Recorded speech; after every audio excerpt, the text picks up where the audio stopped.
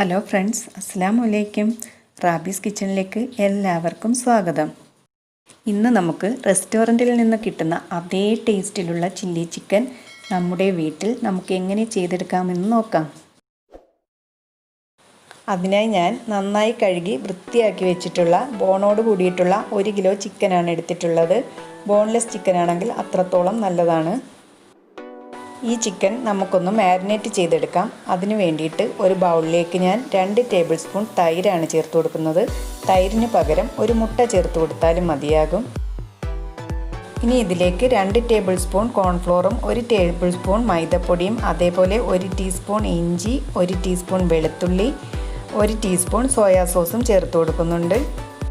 പിന്നീട് ഞാൻ ഇതിൽ ചേർത്ത് കൊടുക്കുന്നത് 1 ടേബിൾ സ്പൂൺ കാശ്മീരി ചില്ലി പൗഡറും 1 ടീസ്പൂൺ കുരുമുളക് പൊടിയും ആവശ്യത്തിനുള്ള ഉപ്പുമാണ്. ഇനി ഇതിലേക്ക് അല്പം വെള്ളം ഒഴിച്ച് നമുക്കിതൊരു തിക്ക് ബാറ്ററാക്കി മാറ്റാം. ഈ ബാറ്ററിലേക്ക് നമുക്ക് നേരത്തെ കഴുകി വൃത്തിയാക്കി വെച്ചിട്ടുള്ള ചിക്കൻ ചേർത്തിട്ട് മൊത്തത്തിലൊന്ന് മിക്സ് ചെയ്തെടുക്കാം.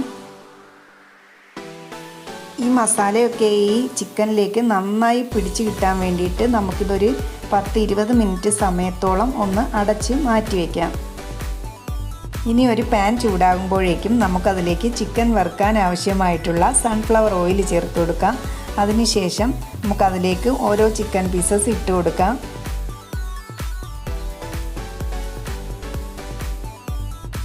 ചിക്കൻ്റെ ഒരു ഭാഗം ഒന്ന് റെഡിയായി വരുമ്പോഴേക്കും നമുക്കിതൊന്ന് മറിച്ചിട്ട് കൊടുക്കണം.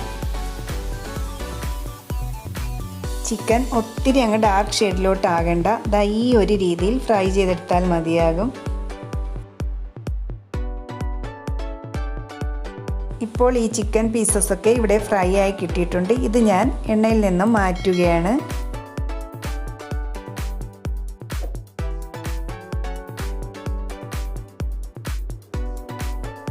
അടുത്ത ബാച്ചും ഞാൻ ഇതുപോലെ ഇട്ട് ഫ്രൈ ചെയ്തെടുക്കുകയാണ്.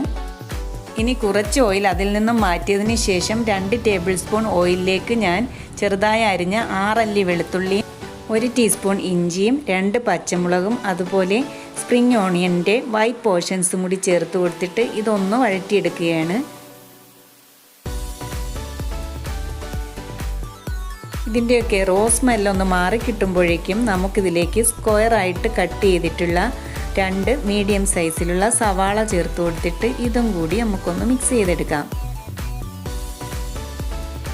ഇതും ചെറുതായി ഒന്ന് വഴന്ന് വരുമ്പോഴേക്കും നമുക്കിതിലേക്ക് 1 ടീസ്പൂൺ കുരുമുളക് പൊടിയും 1 ടേബിൾ സ്പൂൺ മുളക് പൊടിയും കൂടി ചേർത്ത് കൊടുത്തിട്ട് ഒന്നുകൂടി മിക്സ് ചെയ്തെടുക്കാം. പൊടികളുടെയൊക്കെ ആ റോസ് സ്മെല്ല് മാറി കിട്ടുമ്പോഴേക്കും നമുക്കതിലേക്ക് 1 ടീസ്പൂൺ സോയാ സോസും അതേപോലെ 2 ടീസ്പൂൺ ടൊമാറ്റോ സോസും അതോടൊപ്പം 1 ടീസ്പൂൺ ചില്ലി സോസും കൂടി ചേർത്ത് കൊടുത്ത് മിക്സ് ചെയ്തെടുക്കുകയാണ്.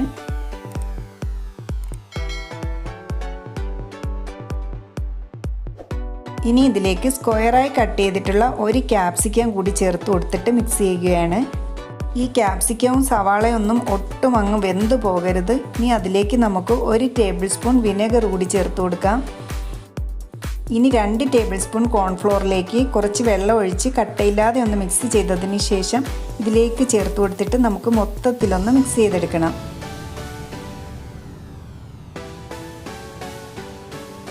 ഗ്രേവി തിക്കാവാൻ തുടങ്ങുമ്പോഴേക്കും നമുക്കതിലേക്ക് 1 ടീസ്പൂൺ പഞ്ചസാരയും കൂടി ചേർത്ത് കൊടുക്കാം.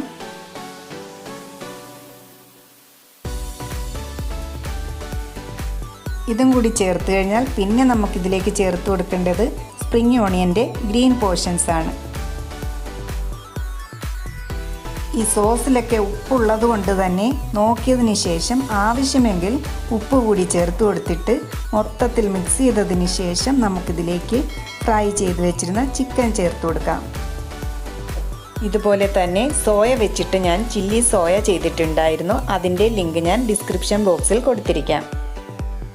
ഇനി ഇതെല്ലാം കൂടി നമുക്കിതൊന്ന് മിക്സ് ചെയ്തെടുക്കണം. ഇനി ഞാൻ കുറച്ചുകൂടി സ്പ്രിംഗ് ഓണിയൻ ഇതിലേക്ക് ചേർത്ത് കൊടുക്കുന്നുണ്ട്. ഈ മസാലയൊക്കെ ഈ ചിക്കനിലേക്ക് നന്നായി പൊതിഞ്ഞിരിക്കുന്നത് പോലെ വേണം നമ്മൾ ഈ ചിക്കൻ മിക്സ് ചെയ്തെടുക്കാൻ വേണ്ടിയിട്ട്. നമ്മുടെ ടേസ്റ്റി ആയിട്ടുള്ള ചില്ലി ചിക്കൻ ഇവിടെ റെഡി ആയി കഴിഞ്ഞിരിക്കുകയാണ്. ഞാനിതൊരു സെർവിങ് പ്ലേറ്റിലേക്ക് മാറ്റുകയാണ്. കണ്ടില്ലേ, ചപ്പാത്തിയുടെയും അപ്പത്തിൻ്റെയും ഒക്കെ കൂടെ കഴിക്കാൻ കിടിലൻ ടേസ്റ്റാണ്. അപ്പോൾ എല്ലാവരും ഒന്ന് ട്രൈ ചെയ്ത് നോക്കണേ. എൻ്റെ ചാനൽ ലൈക്കും ഷെയറും സബ്സ്ക്രൈബും ചെയ്യാൻ മറക്കരുതേ. ഇൻഷാ അല്ലാഹ് നമുക്ക് മറ്റൊരു വീഡിയോയുമായി വീണ്ടും കാണാം.